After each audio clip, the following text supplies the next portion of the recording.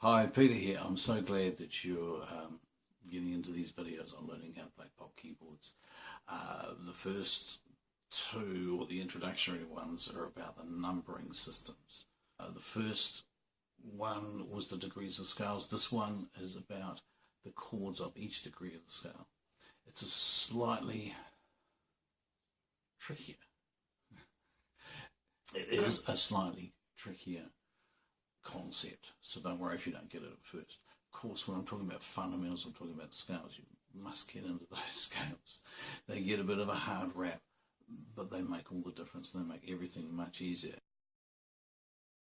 Our second system that we've talked about is the numbering system applying to chords rather than just notes. That's your degrees, and that's our chords. Now, I've done each chord as a seventh. To briefly explain that, 1, 2, 3, 4, 5. Can I use my other hand? 6, 7. That's how they get the chord sevenths. It's including the seventh degree of the scale. Now, that can change quite a bit depending on what seventh you use. But the main issue here is to know the numbering system for each step of the scale. Now, I think it's important to explain a couple of terms shortly. The first one I want to explain here is diatonic. Diatonic means that every note that you play, it was within the scale. So, for instance, if we were going to take diatonic with G, every note that I played there is diatonic. So if I wanted to play something within that, that's all diatonic. As soon as that's not, because it's not part of the scale. So that's what diatonic means. Useful term when we're talking about what we're talking about here, because we want to talk about things playing major sevenths against the scale diatonically. So we're going to keep all the notes in the scale. Here we go. 1, 2, 3, 4, 5, 6, 7, 8. Now, I'm hoping that you hear that each one of those chords sounds differently. This is a major 7 chord. It's got that sound. This is a minor chord,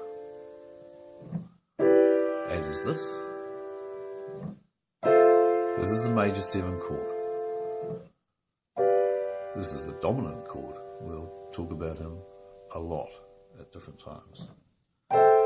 This is your minor chord, minor 7.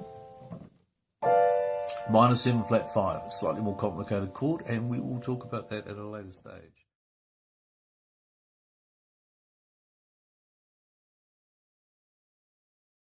Okay, I need to explain another term.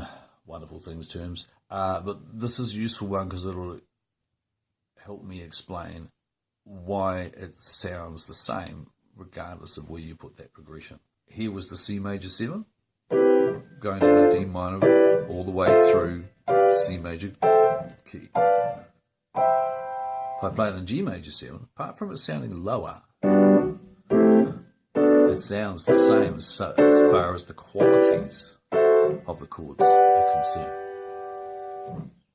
Good question is why? The reason behind it is the amount of semitones. Semitones is the term I need to explain.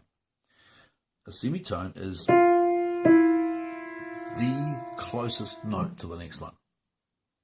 That's a semitone down, that's a semitone up.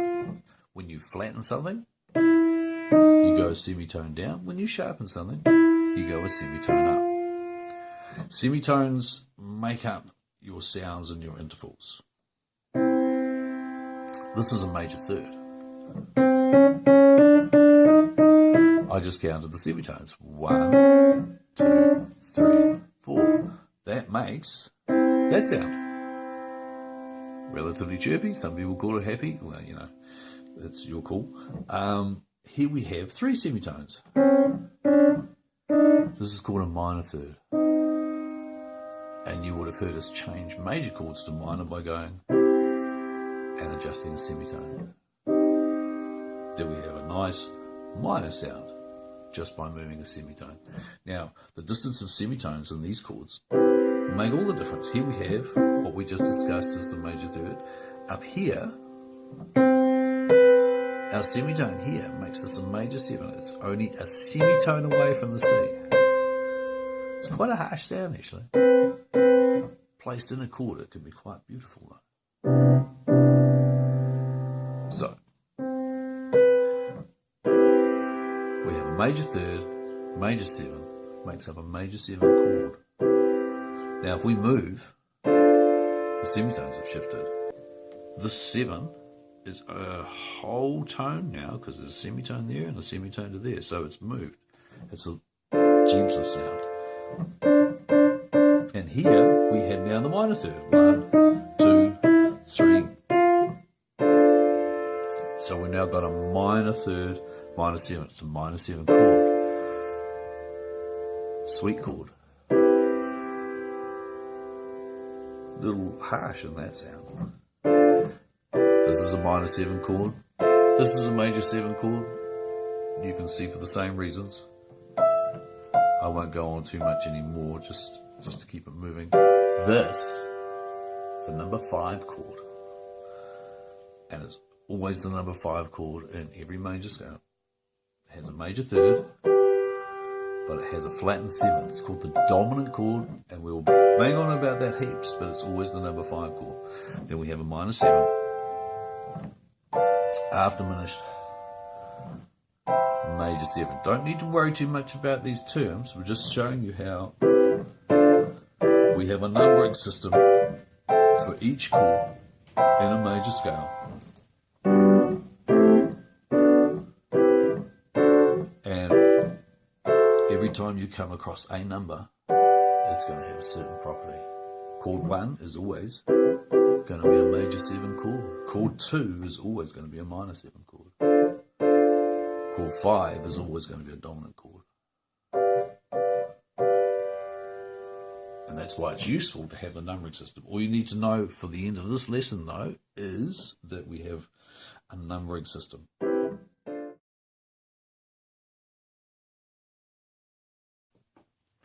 Okay, now that we have our numbering system in place in our mind, we can start using it to make 7 chords. You'll notice that none of these voicings have the 5th in.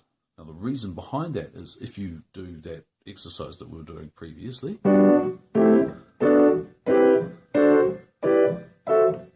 you'll notice all the way up the 5th really just stayed a perfect 5th, except for the very last 7 chord, which we'll talk about at another time anyway.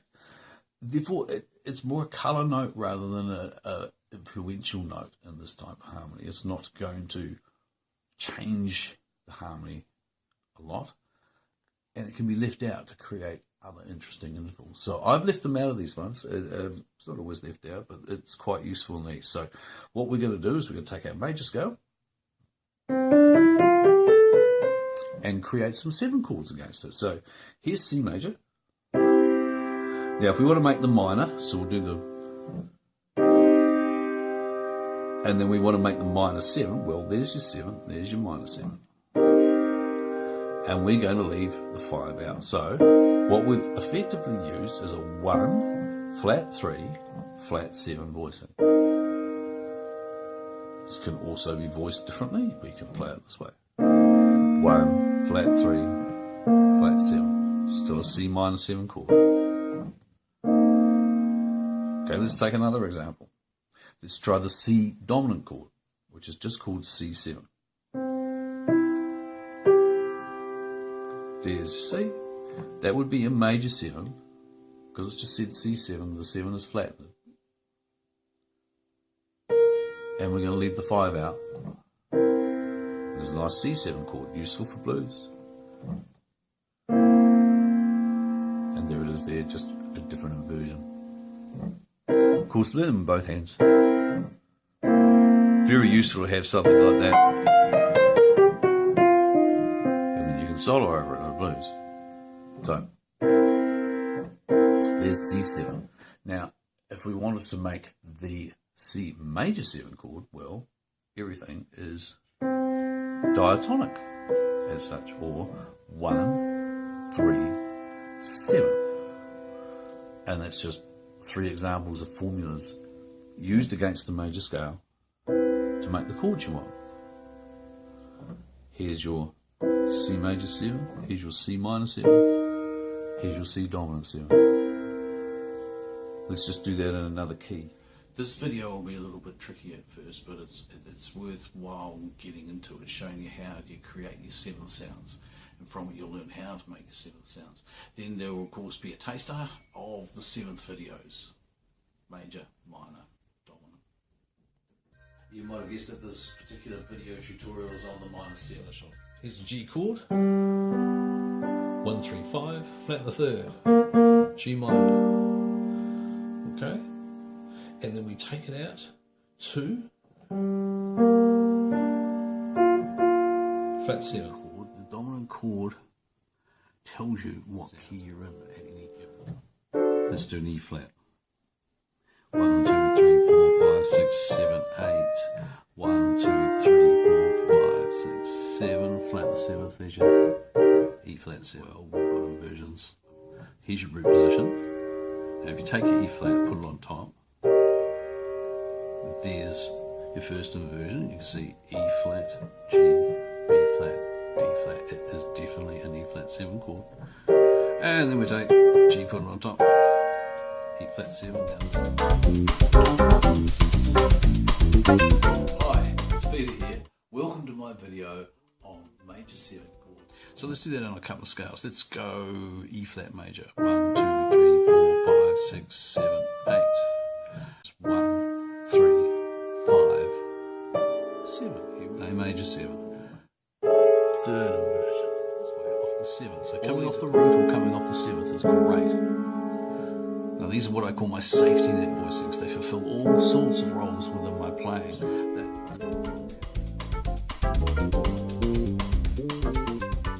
You can do this. Some of you might find it difficult at first. I did. I've found lots of different musical things challenging. Thought I couldn't get there, all that type of stuff. But you just persevere, and in the end you do. Just knowing the chord knowledge from the fundamentals up, or from the bottom up, makes all the difference, and it makes your playing so much more enjoyable. So you can do this. Get in there. Remember, subscribe. Ask me lots of questions. I'm here to help. For this particular tutorial, I want you to make sure you know the numbering system of the chords of each degree of the scale. Be aware that each step is always going to be the same, i.e. chord 1 is always going to be major 7, chord 5 is always going to be dominant 7, and be aware that the same numbering system works on each major scale. That's all we need to know, and then everything else will fall into place as we go through. Okay, check out the scales videos. They are so traditional, I know, but they are so useful. Major scales all group the same.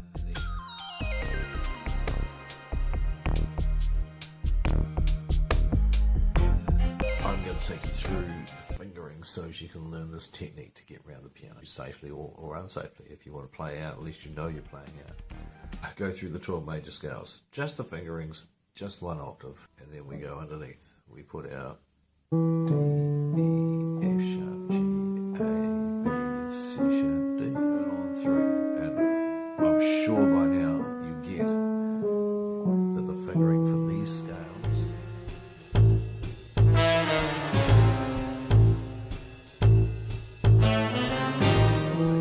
slip off pretty easily. We start on 4.